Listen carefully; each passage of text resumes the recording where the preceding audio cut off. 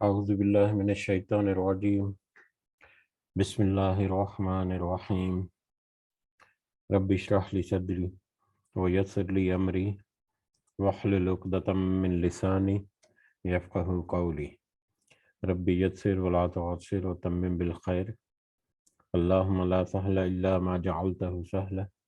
وانت تجعل الحزن اذا شئت سہلا اللہم انفعنا بما علمتنا وعلمنا ما ينفعنا وزدنا علما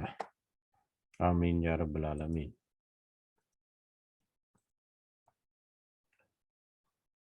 آج ہم انشاءاللہ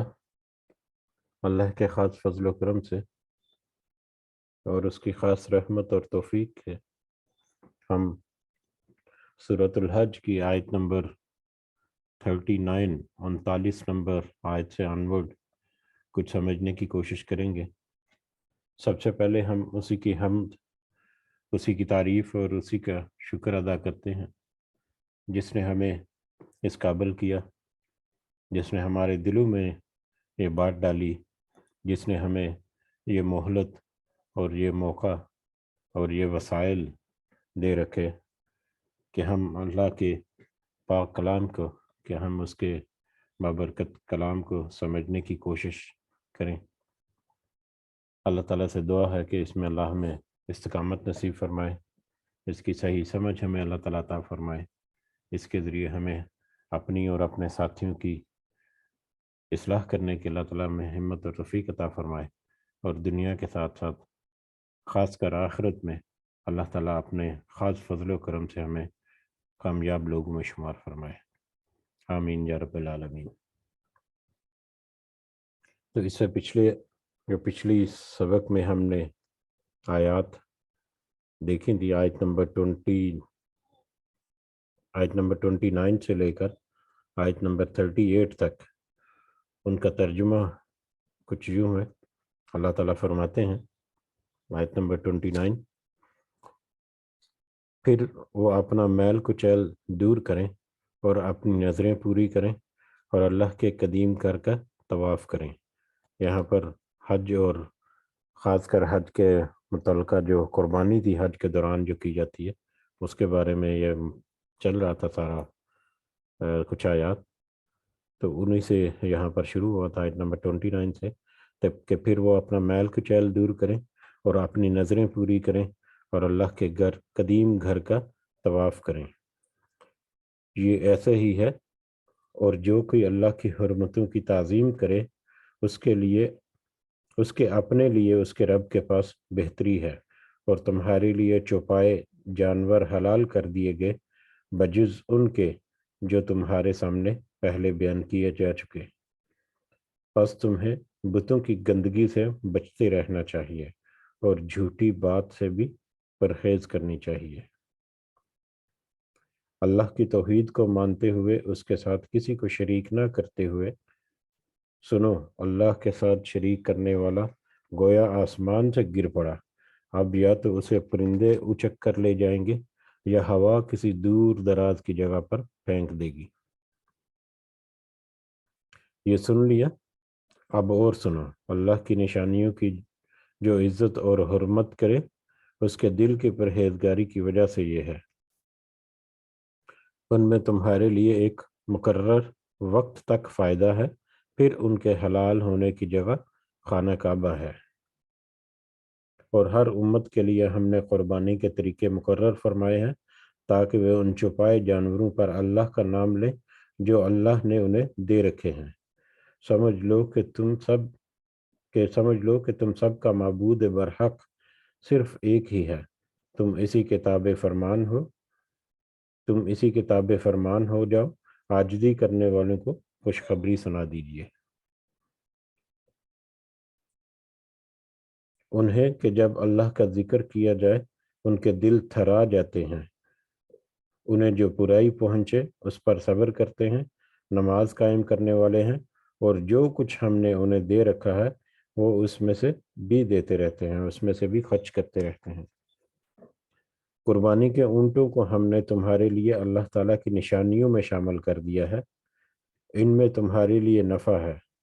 پس انہیں کھڑا کر کے ان پر اللہ کا نام لو، پھر جب ان کے پہلو زمین سے لگ جائیں اسے خود بھی کھاؤ، اور مسکین سوال سے رکنے والوں اور سوال کرنے والوں کو بھی کھلاؤ۔ اسی طرح ہم نے چوپائیوں کو تمہارے ماتحت کر دیا کہ تم شکر گزاری کرو۔ اللہ تعالیٰ کو قربانی کے گوشت نہیں پہنچتے، نہ ہی ان کا خون، بلکہ اسے تو تمہارے دل کی پرہیزگاری پہنچتی ہے۔ اسی طرح اللہ نے ان جانوروں کو تمہارا مطیع کر دیا کہ تم اس کی رہنمائی کے شکریہ میں اس کی بڑائیاں بیان کرو اور نیک لوگوں کو خوشخبری سنا دیجیے۔ سن رکھو، یقیناً سچے مومنوں کے دشمنوں کو خود اللہ تعالیٰ ہٹا دے گا۔ کوئی خیانت کرنے والا ناشکرہ اللہ تعالیٰ کو ہرگز پسند نہیں ہے۔ یہ پچھلی آیات کا ترجمہ تھا۔ اب آگے بڑھتے ہیں اگلے آج کے سبق کی طرف۔ پچھلی جو آیت ہم نے آخری آیت پڑھی تھی، آیت نمبر 38، کل ہم نے اس کا جو ترجمہ دیکھا تھا وہ ایک عام آیت کے طور پر، کیونکہ پچھلی آیات جو چلتی آ رہی تھی انہی آیات کے سیاق و سباق میں اور پچھلے ہی رکوع کا حصہ تھا، تو اس لیے اس کو ایک اوپن آیت کے طور پر ہم نے دیکھا۔ لیکن دراصل جو پچھلی آیت تھی، آیت نمبر 38، اس آیت سے اگلے موضوع کی طرف ایک اشارہ جو ہے وہ ملتا ہے، اور اگلا موضوع ہے مسلمانوں کو اللہ تعالیٰ نے جو اجازت دی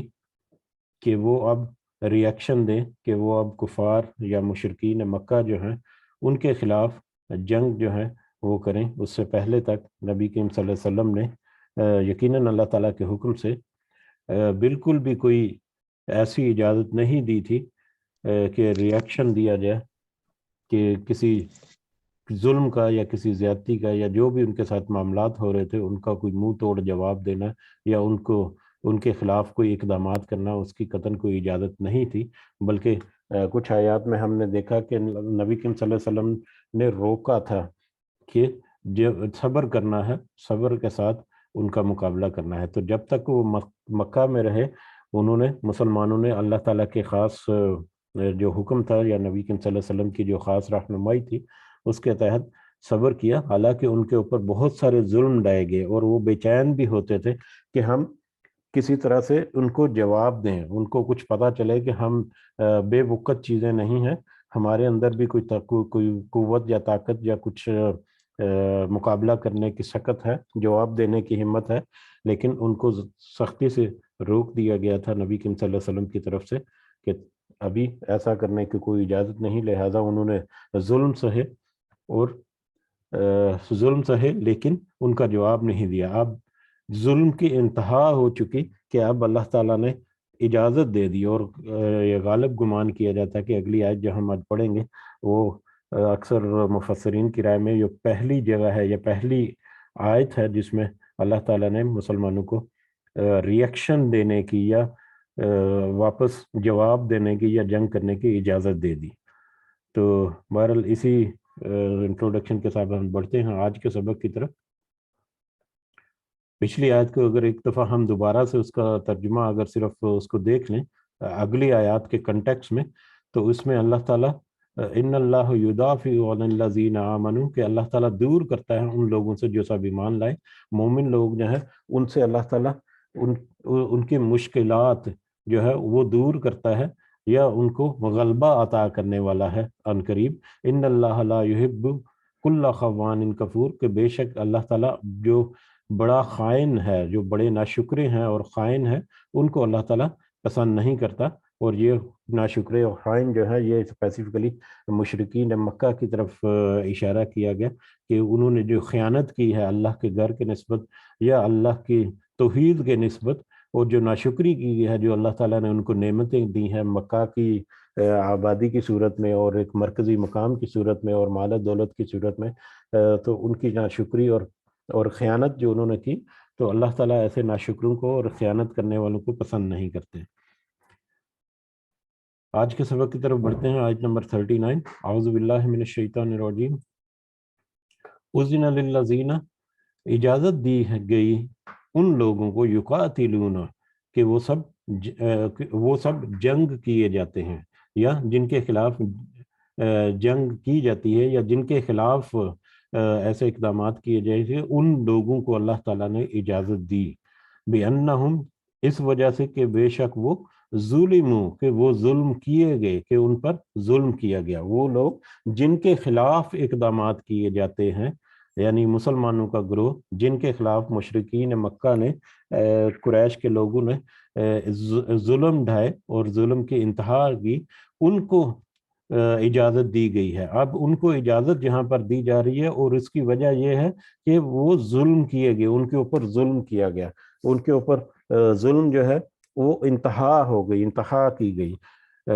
ہم نے بہت ساری جگہوں پر دیکھا ہے کہ بہت سارے مظالم جو ہیں وہ مسلمانوں کے اوپر کیے جاتے تھے جب وہ مکہ میں تھے، ایون کہ ان کو عبادات سے روکا جاتا، ان کے ساتھ معاشی معاملات میں، خاندانی معاملات میں، معاشرتی معاملات میں مختلف طرح سے ان کے اوپر ظلم ڈھائے گئے، ان کو مطلب پھر آوازیں کسی جانا اور ان کا مذاق اڑانا، اور مسلمان گروہ کے اسلام کے بارے میں ایسی ایسی باتیں کرنا، نبی کریم صلی اللہ علیہ وسلم کے خلاف اقدامات، حتیٰ کہ نبی کریم صلی اللہ علیہ وسلم کو نعوذ باللہ قتل کرنے کے در پہ بھی تھے، اور اس طرح کے بھی انہوں نے اقدامات کیے بالکل ہجرت کے قریب قریب آ کر۔ اور وہ تو تھے جو انہوں نے مکہ کے دوران، مکہ میں رہتے ہوئے ان کے اوپر کیے، لیکن جب ہجرت کا موقع آیا تو ہجرت کرتے ہوئے، ہجرت کے دوران بھی یا ہجرت کی وجہ سے بھی ان مسلمانوں کے اوپر بہت سارے ظلم ڈھائے گئے، اور یہاں تک ظلم ڈھائے گئے کہ اس کی کچھ مثالیں جو ہیں، 2-3 مثالیں مولانا مودودی نے اپنی تفہیم القرآن جو ہے اس میں ذکر کی ہے کہ کس طرح سے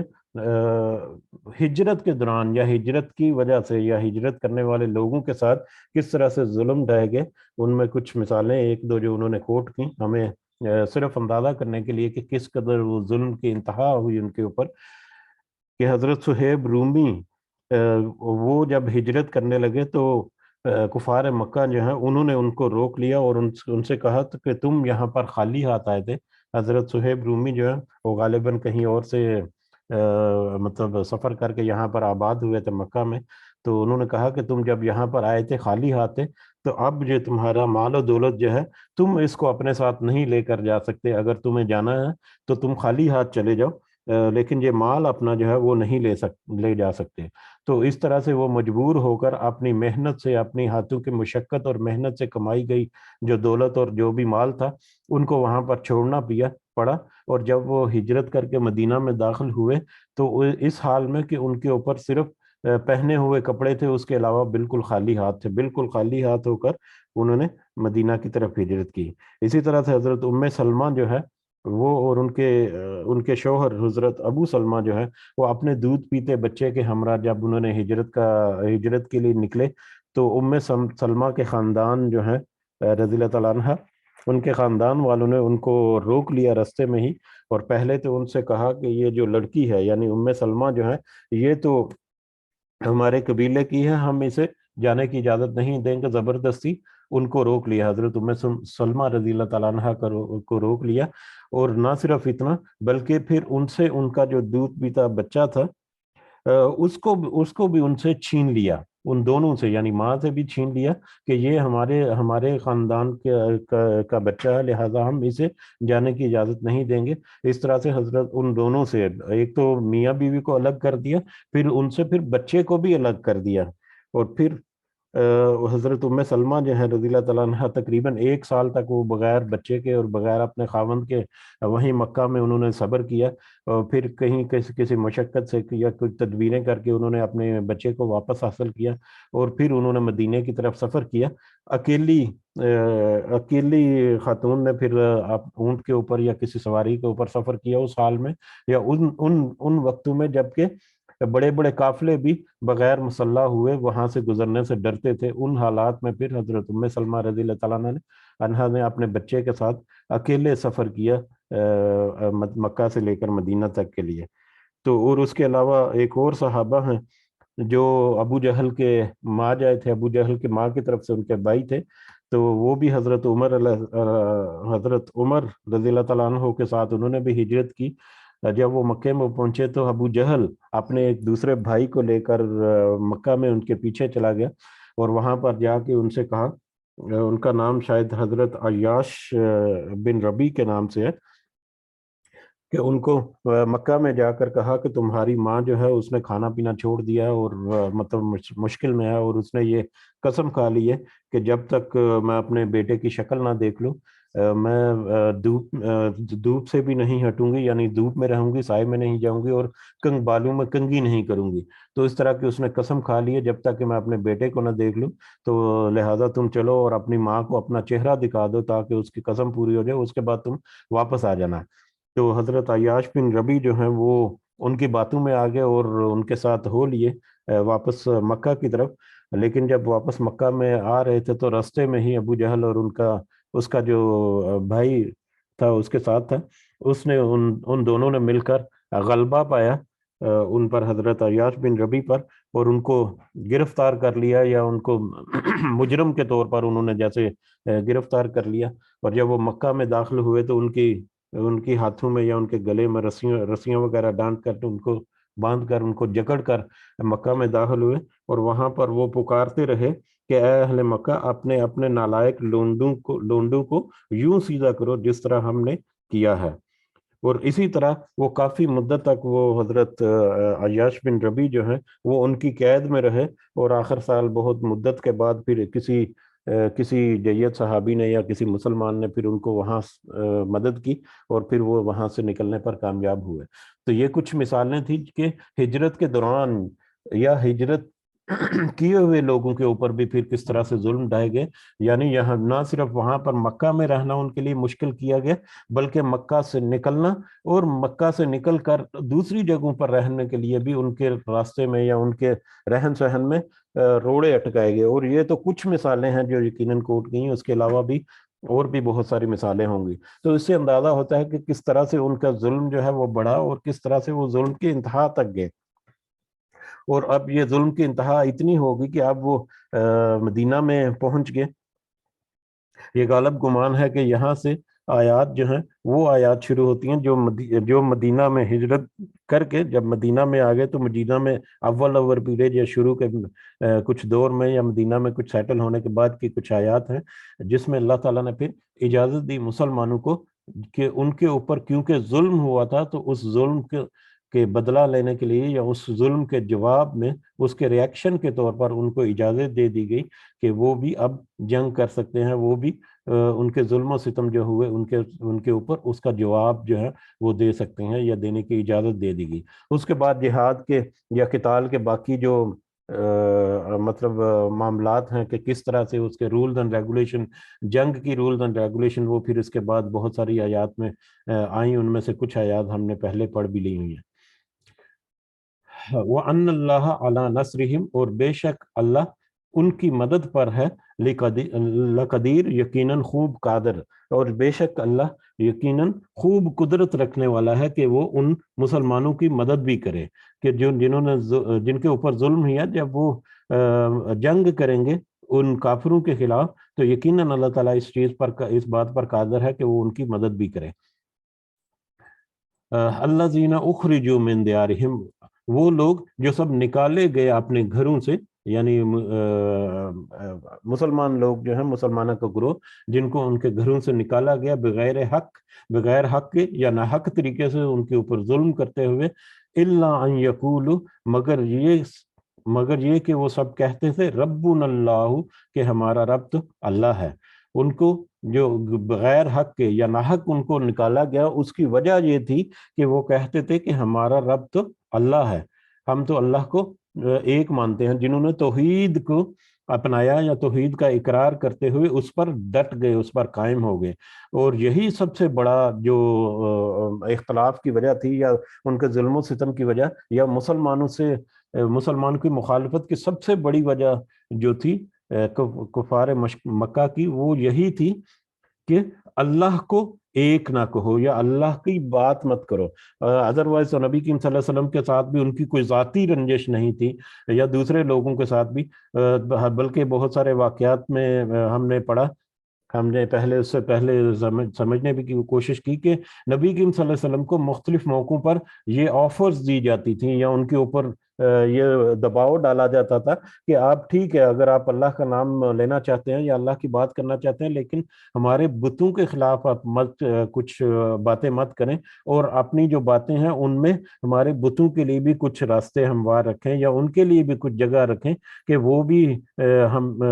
مطلب یہاں پر موجود رہیں۔ بلکہ یہاں تک نبی کریم صلی اللہ علیہ وسلم کو آفر کی گئی کہ ایک سال ہم آپ کے خدا کی عبادت کریں گے اور ایک سال آپ ہمارے بتوں کی عبادت کریں۔ اس کے بعد پھر جو سورہ کافرون جو ہے وہ نازل ہوئی، اور پھر دو ٹوک الفاظ میں بتا دیا گیا کہ ایسا ممکن ہی نہیں کہ اللہ جو صرف اکیلا معبود ہے اس کے مقابلے میں کسی اور کو کسی بھی نوعیت کا شرک جو ہے اس کی اجازت دی جا سکی، ایسا تو ممکن ہی نہیں۔ تو سب سے بڑی جو ریزن تھی ان کے اختلاف تھی یا ان کے جو مظالم تھی وہ یہ تھی کہ وہ اللہ کہ ان لوگوں نے، مسلمانوں نے کہا کہ ہمارا رب تو اللہ ہے، اور صرف اس کا مطلب اس میں بہت ساری باتیں پوشیدہ ہیں کہ انہوں نے اللہ کو واحد جانتے ہوئے اس کی توحید کا اقرار کرتے ہوئے اس کے اوپر وہ ڈٹ کے، اور پھر جو چیزیں جن سے وہ منع کرتے تھے جو یقیناً اللہ کی توحید کو غالب کرنے کے لیے لازم تھی لیکن وہ ان سے بچنا چاہتے تھے مشرکین، تو اس کے اوپر وہ جب ڈٹ گئے تو اس وجہ سے ان کے اوپر ظلم ہوا۔ ولولا، اور اگر نہ دفع اللہ الناس، ہٹاتا اللہ تعالیٰ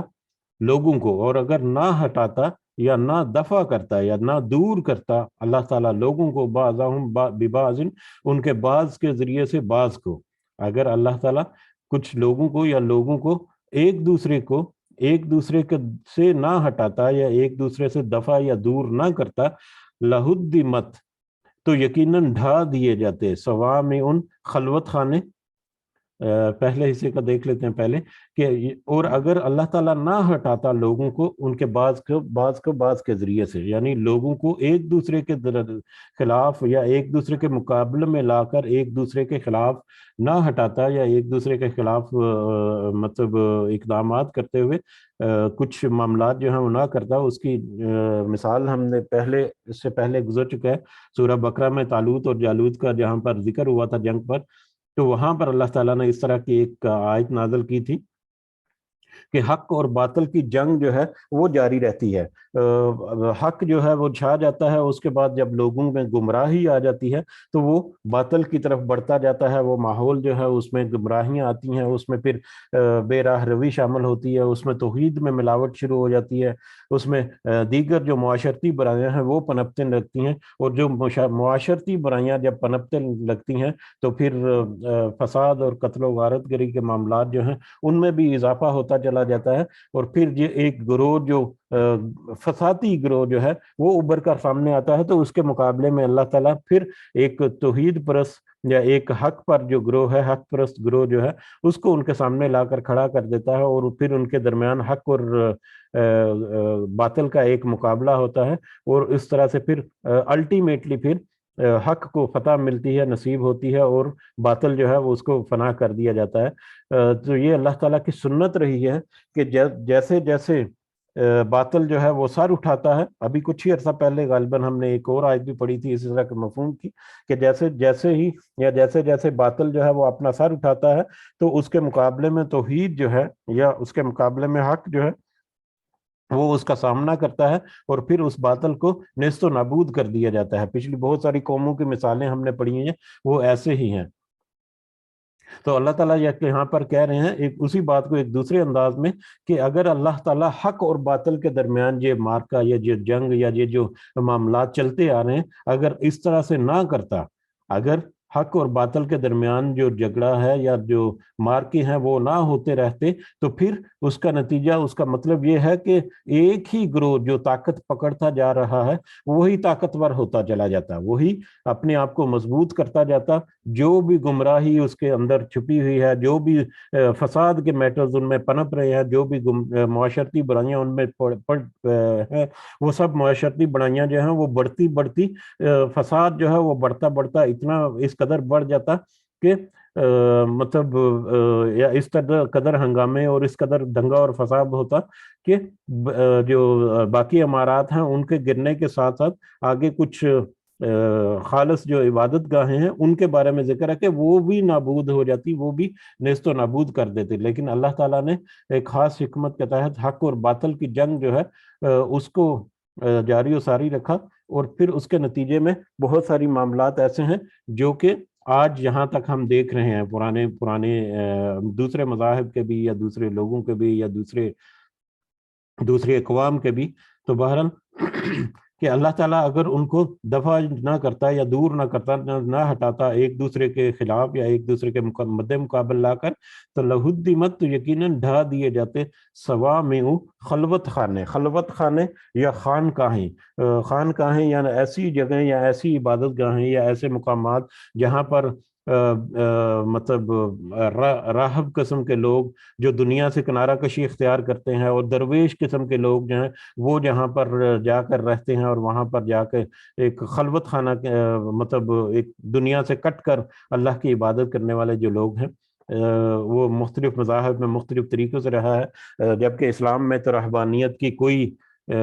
گنجائش نہیں ہے. بہرحال خلوت خانے اور خانقاہیں جہاں پر رہبانیت کی یا درویش ٹائپ لوگ جو ہیں وہ وہاں پر رہنے والے لوگ جو ہیں عبادت کرنے والے، یا جو بھی ان کے رسم و رواج کے طریقے ہیں، وہ بھی ان اور گرجے، عیسائیوں کے گرجے، وہ صلوات اور عبادت خانے. یہ عبادت خانے یا معبد جو ہیں یہ یہودیوں کے ہیں، یہودیوں کے عبادت خانے، عیسائیوں کے گرجے، اور دوسرے کچھ اور بھی جو عقیدے رکھنے والے ہیں ان کے خانقاہیں وغیرہ جو ہیں وہ بھی، اور مساجد اور مسجدیں بھی، مسلمانوں کی مسجدیں، وہ مسجدیں جہاں پر توحید کا، ایک اللہ کے بارے میں جہاں پر درس ہوتا ہے یا توحید کا درس دیا جاتا ہے. اس سے پہلے بھی یہ مختلف مذاہب کے جو عبادت خانے ہیں ان کے مختلف نام ہیں، اور پہلے دور میں اگر دیکھا جائے تو یقیناً اللہ ہی کا، توحید کا ہی درس سب طرف پھیلا، لیکن انہوں نے اس نے اپنی ڈنڈیاں مار کر مختلف نام رکھے ان کے عبادت گاہوں کے. اور آج الحمدللہ مسلمان جو ہے وہ اللہ کی اس جو سب سے پہلی جو اللہ کی نصیحت ہے توحید، اس کے اوپر وہ آج بھی قائم ہے، اور وہ توحید کا درس آج بھی زندہ ہے جو ہمارے سامنے ہمیں ملتا رہتا ہے. اور مسجدیں بھی یذکر فیہا اسم اللہ کثیرا، کہ ذکر کیا جاتا ہے ان میں اللہ کا بہت زیادہ، اللہ کا نام لے کر ان عبادت گاہوں میں، ان مسجدوں میں ذکر کیا جاتا ہے. اور اس کے پہلے جو تھے گو کہ اب انہوں نے مختلف نام ان کو دے دیا اور مختلف طرح سے عبادات کی جاتی ہیں، لیکن در حقیقت وہاں پر اللہ ہی کا ذکر یا اللہ ہی کی نصیحت تھی جو ان کو بھی دی گئی. تو مختصر یہ کہ اللہ تعالیٰ اگر حق اور باطل کے درمیان جنگ نہ کرتا مختلف ادوار میں، تو اس قدر دنگا اور فساد بڑھ جاتا کہ باقی جو تباہی اور بربادی ہے اس کے ساتھ ساتھ یہ جو مطلب عبادت گاہیں یہ بھی مسمار ہو جاتی ہیں، یا یہ بھی فنا ہو جاتی ہیں یا ختم ہو جاتی ہیں. وَلَيَنْصُرَنَّ اللَّهُ، اور یقیناً وہ ضرور مدد کرے گا اللہ، اور اللہ یقیناً مدد کرے گا مَن يَنْصُرُهُ، جو وہ مدد کرتا ہے اس کی، جو اللہ کی مدد کرتا ہے اللہ تعالیٰ اس کی مدد ضرور کرے گا. اور اللہ کی مدد کرنے والا کون ہے؟ وہ جو اللہ کے دین کو غلبہ لانے کی یا اللہ کے دین کو غالب کرنے کی کوشش کرتا ہے، جو اللہ کا کلمہ جو ہے اس کو سربلند کرنے کی کوشش کرتا ہے، وہ در حقیقت اللہ کی مدد کرتا ہے. اور جو یقیناً جو اس لیول تک پہنچ گیا کہ اللہ کی جو دین ہے یا اللہ کی توحید جو ہے اس کی سربلندی کے لیے کام کر رہا ہے، تو اس کے پیچھے تو اس کے دین کے تک ساتھ ساتھ اس کے باقی نیک اعمال جو ہیں وہ تو یقیناً اس کے ساتھ جڑے ہوئے ہیں، تبھی وہ اس لیول پر پہنچا کہ وہ اللہ کے دین کو غالب کرنے کی کوشش کرنے لگ جائے. تو اللہ تعالیٰ پھر ایسے لوگوں کی ضرور مدد کرتا ہے. یہ وہی جو مسلمانوں کو جو اجازت ملی ہے، تو اس اجازت میں پھر خلوص اور خالص ہونا جو ہے وہ بھی شامل کر دیا کہ کہیں کسی کے ساتھ زیادتی اور کہیں کسی کے ساتھ ظلم نہ ہونے پائے، کہ ایک اللہ نے جو حدیں قائم کی ہیں ان حدوں کے اندر ہی رہتے ہوئے یہاں پر روحانی طور پر بھی کچھ معاملات جو ہیں اللہ تعالیٰ نے واضح کر دیے کہ بعد میں خیر وہ قوانین جو ہیں وہ تو بعد میں آئے بعد کی آیات میں، لیکن یہاں پر اندازہ ضرور ملتا ہے کہ جو اللہ کی مدد کرے گا یقیناً جو حق پر قائم ہے اور حق پر قائم رہتے ہوئے جو اللہ کے دین کو غلبہ حاصل کرنے کی غلبہ دلانے کی کوشش کرے گا، تو پھر ایسے اللہ تعالیٰ ایسے لوگوں کی مدد بھی ضرور کرتا ہے۔ ان اللہ لقوی عزیز، اور بے شک اللہ تعالیٰ یقین بہت طاقتور ہے اور خوب غالب ہے، کہ اللہ تعالیٰ ہر غلبہ اور طاقت میں سب سے زیادہ ہے۔ الذین ان مکناہم، یہ وہ لوگ ہیں کہ اگر ہم اقتدار دیں انہیں، یہ وہ لوگ ہیں جو اگر ہم اقتدار دیں انہیں، یہ وہ مسلمان گروہ کی بات ہو رہی ہے جن کو اجازت دی کہ وہ اب جنگ کریں، یہ وہ لوگ ہیں کہ اگر ہم انہیں اقتدار دیں یا رہنے کی جگہ دیں، فی الارض زمین میں، یعنی حکومت دیں اگر ان کو زمین میں، اقام الصلاۃ، تو وہ کیا کریں گے؟ وہ نماز قائم کریں گے، تو وہ نماز قائم کریں، وآتوا الزکوٰۃ، اور وہ زکوٰۃ ادا کریں، وامروا بالمعروف، اور وہ نیکی کا حکم دیں، ونہوا عن المنکر، اور وہ برائی سے روکیں۔ یہاں پر اللہ تعالیٰ نے وہ اوصاف، وللہ عاقبۃ الامور، اور یقیناً سارے جو انجام ہے ان کا اختیار اللہ تعالیٰ کے پاس ہے، کسی بھی کام کا انجام جو ہے اس کا اختیار صرف اللہ تعالیٰ کے پاس ہی، اور اللہ تعالیٰ کے لیے تمام امور جو ہے وہ انجام، اس کا انجام ہے۔ تو یہاں پر اللہ تعالیٰ نے اس آیت میں جو ایک اسلامی جو سلطنت ہے یا اسلامی حکومت جو ہے یا اسلامی معاشرہ جو ہے، جس میں حکومت بھی ایک مسلمان معاشرے کی ہے، تو اس مسلمان معاشرے میں جو کرنے کی چیزیں ہیں، جو مسلمان حکمرانوں کو کرنے کی جو باتیں ہیں، وہ یہاں پر ذکر کی گئیں ڈائریکٹلی اور انڈائریکٹلی۔ ایک تو ان مسلمانوں کو بھی یہ باور کرا دیا گیا کہ اگر تمہیں یقیناً اللہ تعالیٰ تمہاری مدد کرے گا، جیسا کہ پچھلی آیات میں ہے، تو جب اقتدار ملے تو ایسا کرنا ہے، ایک یہ بھی مل سکتا ہے، اور دوسرا یہ بھی کہ یہ وہ لوگ ہیں کہ جن کو اگر اقتدار ملے یا اللہ تعالیٰ جن کو اقتدار دیں، تو وہ کیا کریں گے اپنی سلطنت میں، کہ وہ زمین میں جب ان کو اقتدار ملے تو وہ اس میں نماز قائم کریں اور زکوٰۃ ادا کریں اور نیکی کا حکم اور برائی سے منع کریں۔ یہ ساری چیزیں جو ہے یہ ایک سلطنت اسلامیہ کوئی بھی ہے اس کے لیے لازم و ملزوم ہے۔ اور ہم نے دیکھا کہ خلافت راشدہ جو ہے وہی صحابہ کرام میں سے جو کچھ لوگ ہیں جنہوں نے بعد میں حکومتیں سنبھالی، تو کس طرح سے اس دور میں ان چیزوں کے اوپر عمل درآمد جو ہے وہ کرایا گیا، اور آج بھی جو یہ چیزیں جو ہیں ان کے اوپر جو عمل درآمد کرا لے، جو حکومت، جو بھی اسلامی حکومت کامیاب ہو جائے کہ وہ اپنی سلطنت میں ان چیزوں کا اہتمام کر لے، نماز کی ادائیگی کا اہتمام اور زکوٰۃ کا نظام قائم کر لے وہاں پر، اور نیکی کا حکم دے اور برائی سے منع کر دے، تو وہاں پر امن و امان جو ہے اس کی مثال جو ہے وہ کہیں اور مل نہیں سکتی۔ لیکن افسوس کے ساتھ کہ آج کل ہمیں کوئی بھی اسلامی ملک ایسا نہیں ملتا جہاں پر صحیح ٹھوس جو اسلام کی جو اساس ہے اس کو وہاں پر اپنایا جائے۔ اگرچہ کچھ ممالک جو ہیں ان میں کچھ باتیں ایسی ہیں یا کچھ ان میں معاملات ایسے ہیں، لیکن ان میں بھی آج کل کے اگر حالات میں دیکھیں تو کچھ جدت کے نام پر اور کچھ آگے ٹیکنالوجی کے نام پر اور لبرلزم کے نام پر اور ایسی چیزوں کے نام پر کچھ ایسے باتیں جو ہیں وہ سامنے آ رہی ہیں جو ان کی جو اقتدار جو بچی کچی ہیں ان کو بھی وہ کمزور کرنے کے در پہ ہیں۔ بہرحال اللہ تعالیٰ نے اس آیت میں ایک سلطنت اسلامیہ جو ہے یا اسلامی حکومت جو ہے اس میں جو کرنے والے کام جو ہیں ان کی طرف اشارہ دے دیا، گو کہ یہ ہو سکتا ہے کہ ان مسلمانوں کی طرف بھی ہو سکتا ہے کہ تمہیں اللہ تعالیٰ نے اجازت دی ہے اب جنگ کرنے کی، تو الٹیمیٹلی اللہ کی مدد سے جب تمہیں فتح اور نصرت نصیب ہوگی تو یہ کام کرنے ہیں۔ یا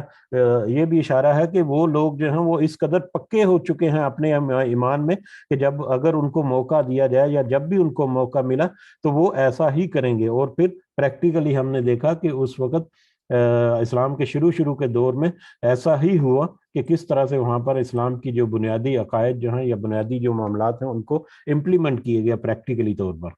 وہیں یکذبوک، اگر وہ جھٹلائیں آپ کو، اب نبی کریم صلی اللہ علیہ وسلم کو کہا جا رہا ہے کہ اگر یہ لوگ جو ہے کافر جو ہیں وہ آپ کو جھٹلاتے ہیں، آپ کا انکار کرتے ہیں یا آپ کی نصیحت کو قبول کرنے سے انکار کرتے ہیں، تو فقد کذبت قبلہم، تو آپ سے پہلے بھی یقیناً ان سے پہلے بھی جھٹلایا، ان سے پہلے بھی جھٹلایا گیا۔ قوم نوح، قوم نوح نے، یہاں پر اب مختلف قوموں کا ذکر ہو رہا ہے اور ان کے بارے میں کچھ تفاصیل ہم پہلے پڑھ چکے ہیں. بہت مختصر انداز میں یہاں پر یاد دہانی کے لیے اللہ تعالیٰ نے آیات میں کوٹ کیا ہمارے پچھلی اقوام کا ذکر. اسی انداز میں جو پہلے بھی ہم نے کئی دفعہ پڑھا کہ اگر آپ کو یا نبی کریم صلی اللہ علیہ وسلم کے بارے میں اگر آپ کو جھٹلاتے ہیں یا جھٹلائیں تو یہ آپ دیکھیں کہ ان سے پہلے بھی جو قومیں ہیں انہوں نے اپنے نبیوں کو یا رسولوں کو جھٹلایا تھا. ان میں کون کون سی قومیں ہیں؟ قوم نوح علیہ السلام کی قوم، وہ عاد اور عاد و سمود، اور قوم عاد اور سمود انہوں نے بھی اپنے نبیوں کو جھٹلایا. وہ قوم ابراہیم و قوم لوط، حضرت ابراہیم اور حضرت لوط علیہ السلام ان کی قوموں نے بھی. وہ اصحاب مدینہ، اور اصحاب مدین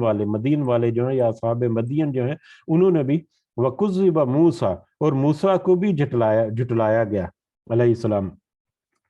فَأَمْلَيْتُ لِلْكَافِرِينَ، تو میں نے مہلت دی سب کافروں کو. ثُمَّ أَخَذْتُهُمْ، پھر میں نے پکڑا ان کو. تو ان سارے کافروں کو یا ان ساری قوموں کو بھی میں نے مہلت دی تھی ایک خاص مقررہ مدت تک، لیکن انہوں نے اس مہلت کا فائدہ نہ اٹھایا بلکہ اس مہلت کو ضائع کیا اور اپنے ہر درمی پر وہ قائم رہے. تو پھر میں نے اللہ تعالیٰ کہہ رہے ہیں کہ پھر میں نے انہیں پکڑا، پھر ان کو پکڑا، جیسے ان کے اوپر مختلف طرح سے پھر عذاب آئے تو عذاب کی شکل میں پھر اللہ تعالیٰ نے ان کی گرفت کی. فَكَيْفَ كَانَ نَكِيرٌ، تو کیسا تھا میرا عذاب. اب یہ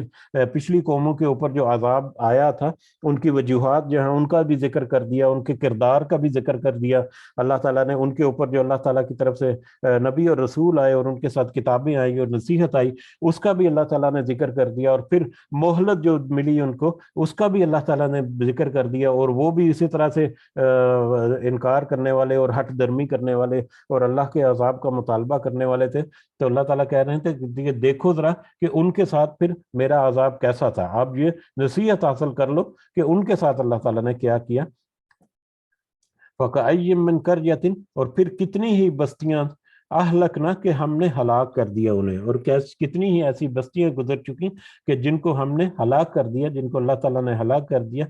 وَهِيَ ظَالِمَةٌ، اور اس حال میں کہ وہ ظالم تھی، وہ ظلم کرنے والی تھی. فَهِيَ خَاوِيَةٌ، پس وہ گری ہوئی، عَلَىٰ عُرُوشِهَا، اپنی چھتوں پر. تو پس وہ گری پڑی ہیں اپنی چھتوں پر. وَبِئْرٍ، اور ان کے کنویں، معطل ہوئے پڑے ہیں، ناکارہ ہوئے پڑے ہیں. معطل جو مطلب اردو میں بھی ہم یہی لفظ تقریباً یوز کرتے ہیں، معطل ہوئے پڑے ہیں یا ناکارہ ہوئے پڑے ہیں. وَقَصْرٍ، اور بڑے بڑے محل ان کے، مشیدن، جو کہ بہت مضبوط تھے. ان قوموں کے اوپر جو ظلم کیا گیا تو ان میں سے آج بھی تمہارے سامنے بہت ساری بستیاں ایسی ہیں کہ ان کی چھتیں جو ہیں وہ چھتوں کے بل اوندے پڑے ہوئے ہیں، اور ان کے اوپر ان میں جو پانی کے کنویں تھے یا پانی کا جو واٹر سسٹم تھا، اور بڑے بڑے عظیم الشان واٹر سسٹم بھی تھا. صرف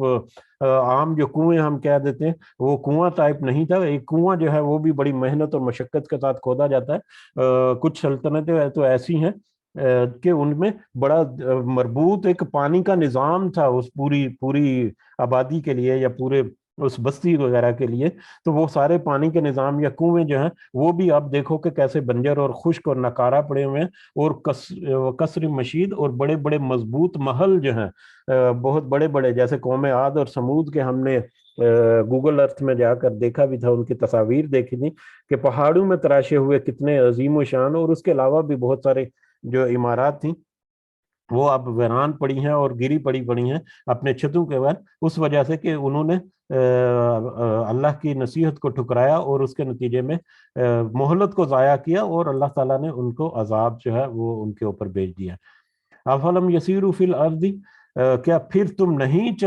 چلے پھرے زمین میں. اب ان لوگوں کو جو کہ اللہ کی جو نصیحت ہے اس کو مسلسل اس کا انکار کرتے جا رہے ہیں، تو ان کے لیے کہ پھر نہیں وہ سب چلے پھرے زمین میں.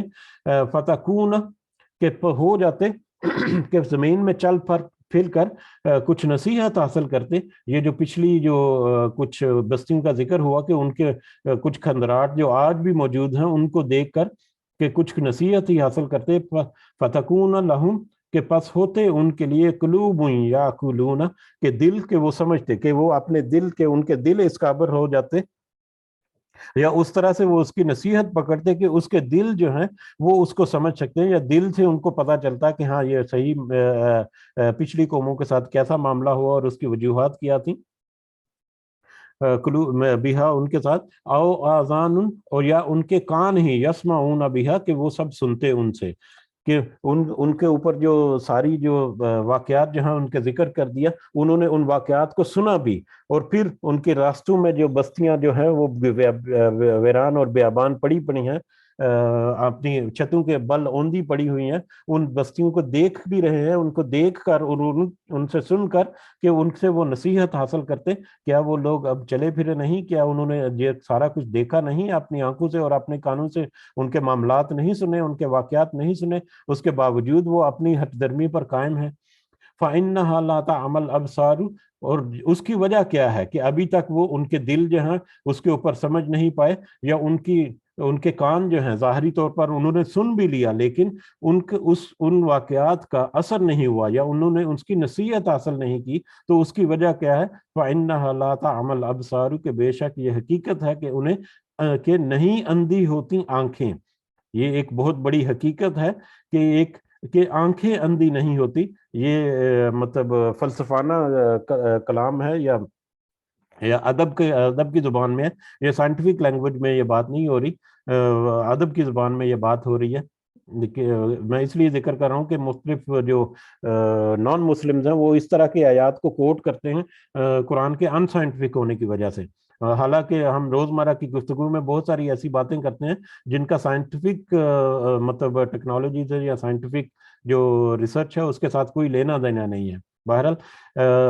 حقیقت تو یہ ہے کہ آنکھیں اندھی نہیں ہوتی، ولیکن بلکہ یا لیکن تعمل قلوب، کہ دل اندھے ہوتے ہیں، اللہ فی صدور، جو کہ سینوں میں ہیں۔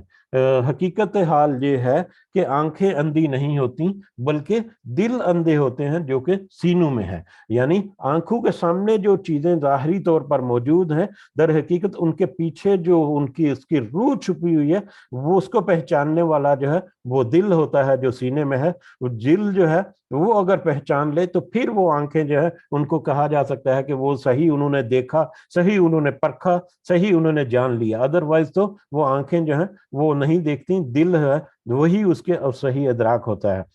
اس کو اگر ہم کچھ مثالوں سے سمجھنے کی کوشش کریں کہ آج کل کے ماحول میں اگر ہم دیکھیں کہ بہت ساری ایسی چیزیں ہیں جو کہ بہت سی بڑی ہماری نشانیاں، مطلب ظاہری طور پر بھی وہ پروف کرتی ہیں کہ اللہ ایک جو ہے وہ موجود ہے جو ساری اس کائنات کو چلانے والا ہے، تو اس کے باوجود اتنے بڑے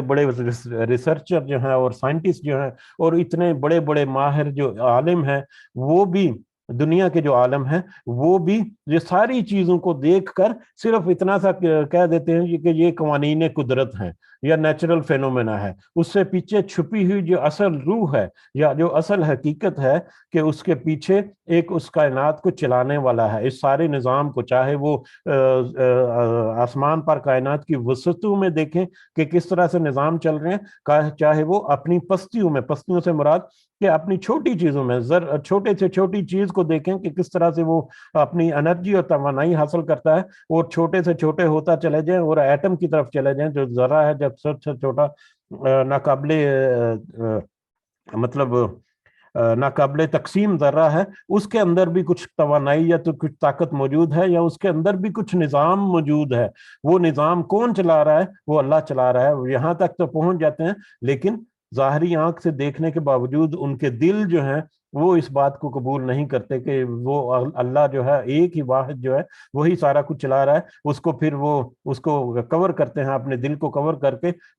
بیان ٹھوک دیتے ہیں جی کہ بس یہ نیچرل فینومینا یا اسی طرح کا ہے۔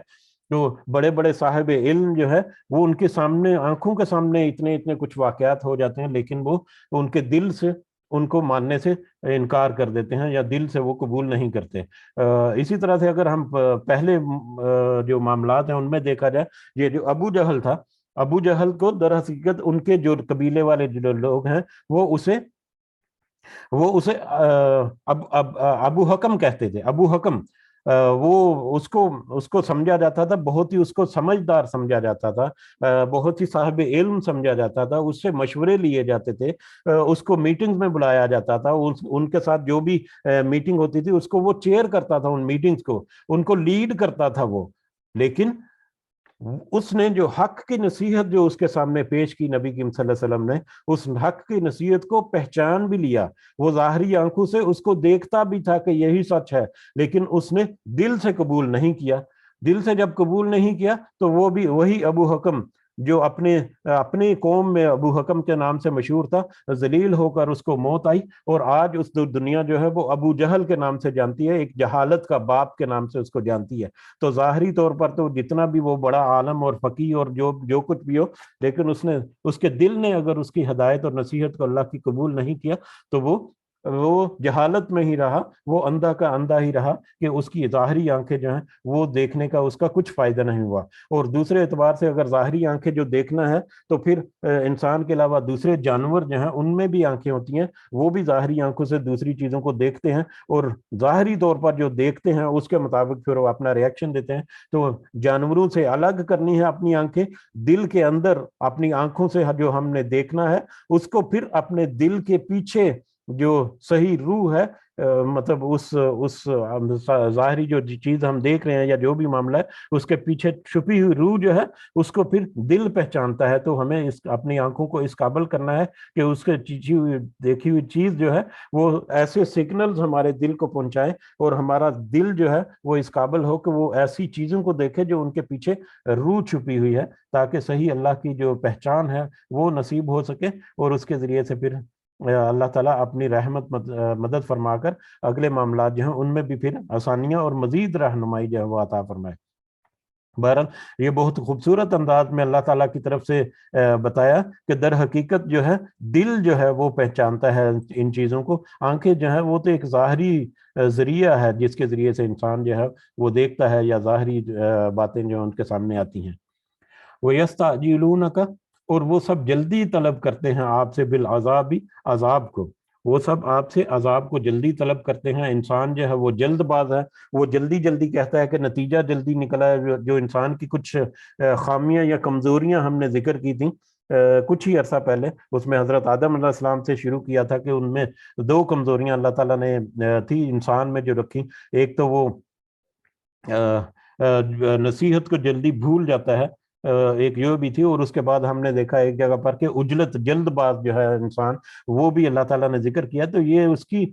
कमजोरी है, ये उसकी फितरत है इंसान की कि वो जल्दबाज है। तो वो जल्दी तलब करते हैं आपसे अजाब को। मुशरिकीन मक्का आपसे बार बार अजाब का तकादा करते थे, बहुत सारी जगहों पर इसका भी जिक्र किया। वलन युखलिफल्लाहु वअदहु, अल्लाह ताला तो हरगिज खिलाफ वर्जी नहीं करेगा अपने वादे की। अल्लाह ने जो वादा किया है कि तुम पर अगर अजाब आएगा, अगर अल्लाह ने जो वादा किया है तो अल्लाह ताला उस वादे को जरूर पूरा करेगा। लेकिन वो जल्दी मचा रहे हैं, तो जल्दी नहीं, जो अल्लाह ताला ने वादे मोहलत का भी वादा किया है कि तुम्हें एक खास मुद्दत तक मोहलत दी जाएगी, उस मोहलत को भी अल्लाह ताला ने पूरा करना है, ये भी अल्लाह ताला का वादा है। और अल्लाह ताला के वादे या अल्लाह ताला की मोहलत और एक इंसान की जो काउंटिंग है या इंसान की जल्दबाजी जो है उसका अंदाजा हमें अगले आयत के अगले हिस्से से अंदाजा होता है।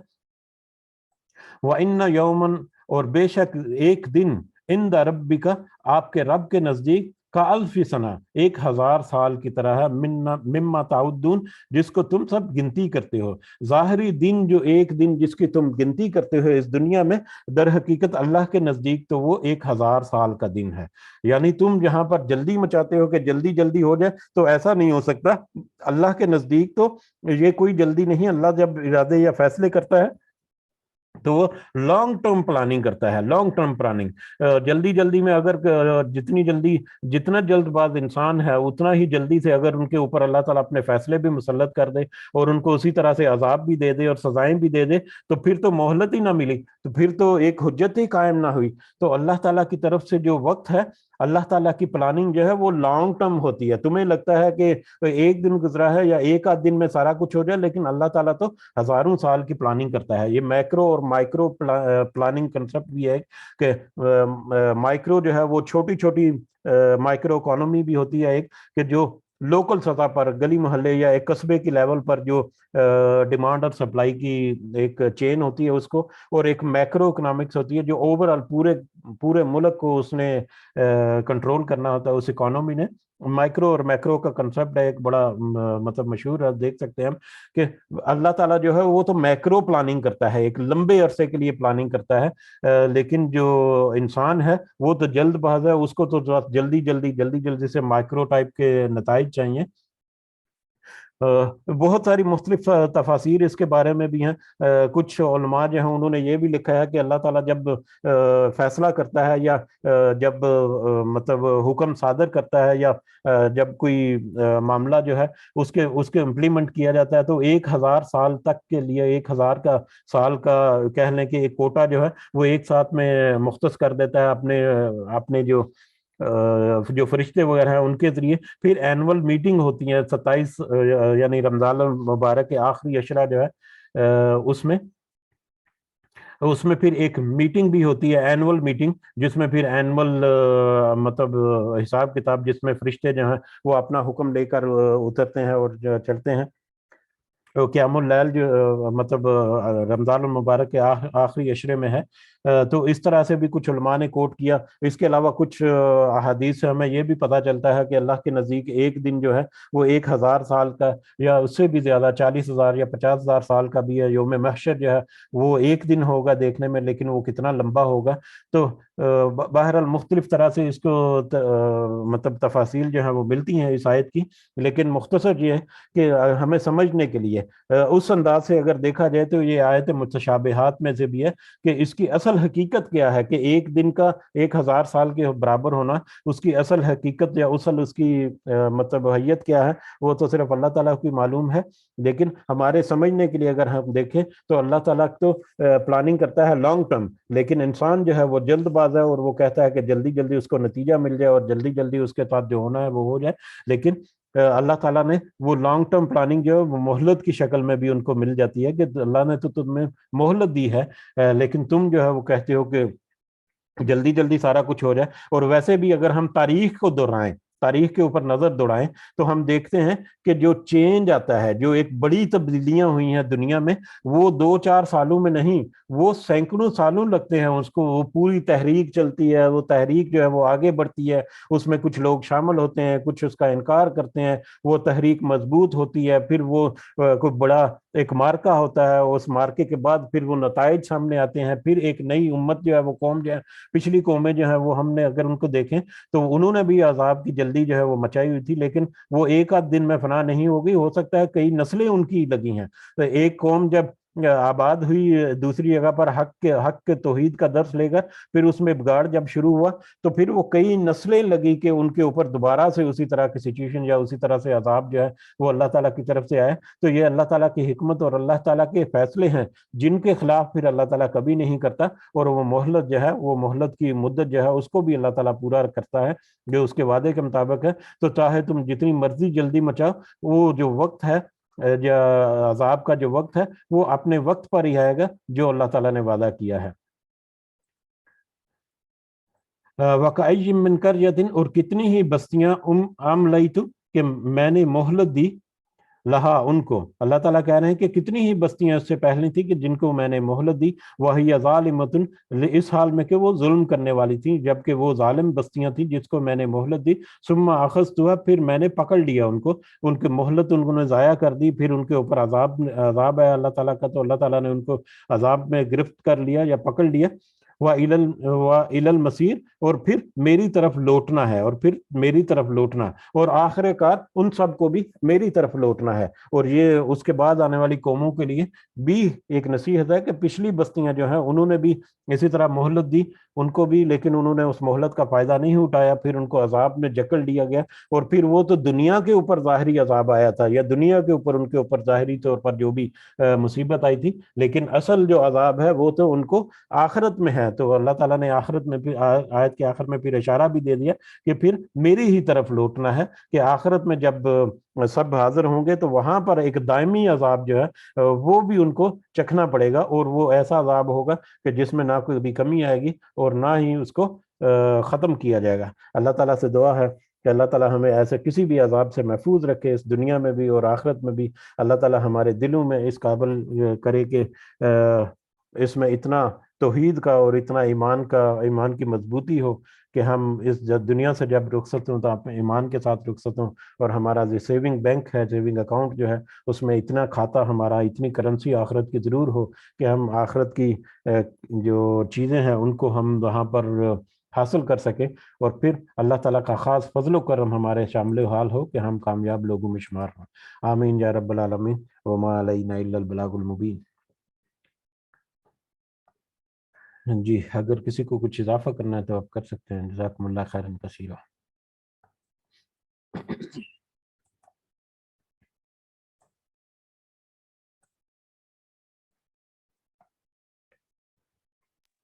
جی میرا حل ہے۔ وعلیکم السلام ورحمۃ اللہ وبرکاتہ۔ میرے بچے تینوں اور ذہن اور ترقی دے، میرے بچے اللہ تو کامیاب کرے میرا مالک، آمین اللہ دی ذات پر اپنی رحمت نزول کرے میرا مالک، آمین۔ اپنی رحمت کرے میرا اللہ۔ بس سارے سے دعا کریا کرو اللہ تعالیٰ سانو سارے جانو